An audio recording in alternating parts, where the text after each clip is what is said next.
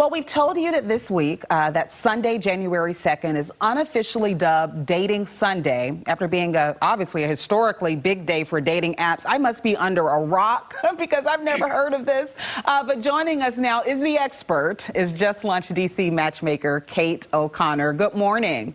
Morning. Thanks for having me. Good to have you on. I know a lot of people do want a fresh start at love at the start of the new year, but begin by telling me more about this January 2nd day and why it's such a big day for singles. Yeah, it's like the first day back for, well, I shouldn't say back. It's the first day in the year where people are starting to get back to normal, not celebrating. So they're like getting on the apps. They have goals for 2022 and it's the first day. So it's super fresh on that specific day.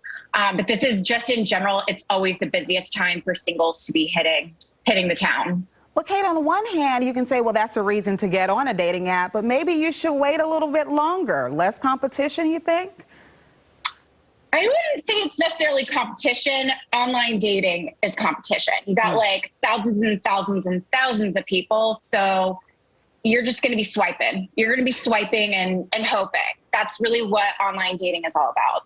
And so as you're looking for that love connection, hopefully, what are some of the red flags you should look out for? Yeah, I don't send money to anyone. That's like, I think a lot of people that are new to online dating, maybe they get a message from a special someone saying, hey, like, I'll talk with you, but you got to send me $500 and then I'm going to get a flight and come and visit you. Like, don't fall for that. Make sure that you are actually talking with people who have a picture and like details down in terms of who they are. But you're definitely going to want to be careful if they're not giving you all of the details. You want to take your time talking to whoever is online with you.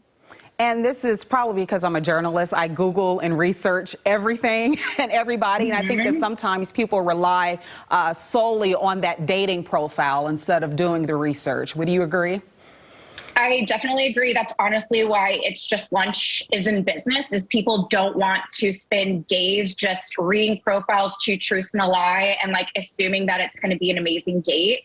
They're looking for somebody to filter out, screen, make sure that lifestyles are going to be on the same page, but just in general that they're not going to be so far off from one another. So I will say, being a woman here in my 30s, I wouldn't want any of my friends to be doing online. I would want them to date safely. So this is definitely a nice, safe option for you. But if you're doing the online dating apps, just be careful. And I think everyone can expect at least maybe one or two bad dates from that where you're put in a different direction or you're led on in a different direction. And from what I understand, Kate, It's Just Lunch is more private, right? You don't have a profile that's just out there for everybody to see or messages that can be easily screenshotted, right?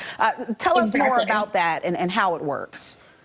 Yeah, so I really feel like I'm my client's best friend or like their sister, mom, I don't know, but I'm trying to look out for them and make sure that they're having really great dates. So this is truly your best friend setting you up.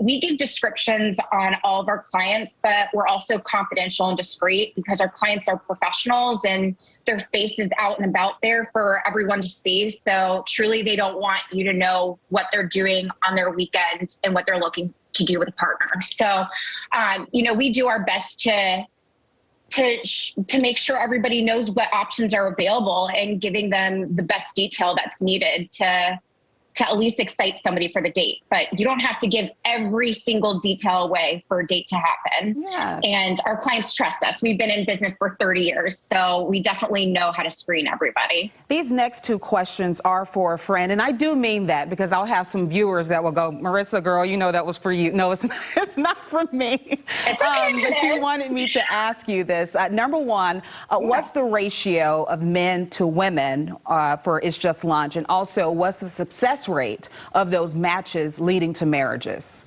Yeah, and I'm super excited about this because 2022 has crushed every single year. I've been doing this now for almost 7 years.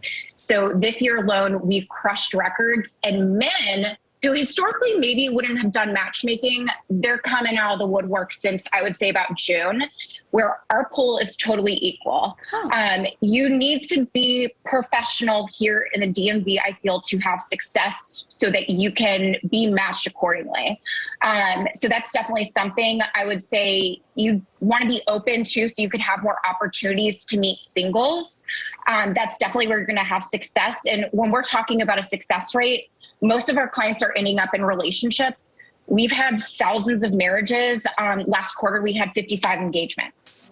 So we're talking about a boutique matchmaking service that is significantly smaller than online dating. But when people are actually committed and invested, you will have success. It might just take a couple of dates. All right. Well, thank you so much, Kate, matchmaker from It's Just Lunch, DC. And have a good New Year. Yes.